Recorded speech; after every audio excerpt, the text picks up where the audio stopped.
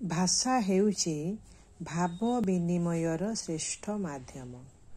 आम मन भितरर भावना को आमे भाषा माध्यम रे प्रकाश करिथाउ। आम ओडिया भाषा भंडार हेउची विशाल, कारण एथिरे किछि संस्कृत शब्दर मिश्रण घटेछि। ता सहित केतेक शब्द परिवर्तित होई नुआ रूप धारण करी आम भाषा सहित मिसी अछि।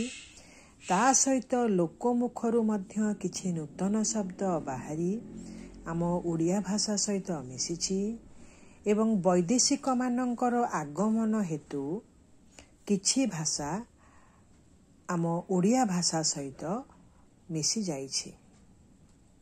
तो एही दृष्टिरु देखिले आम ओडिया भाषा भंडार हेउछि विशाल। एही विशाल भाषा भंडार को 4 भागरे विभक्त करा जाइछि। तत्सम, तद्भव, देशज एवं वैदेशिक।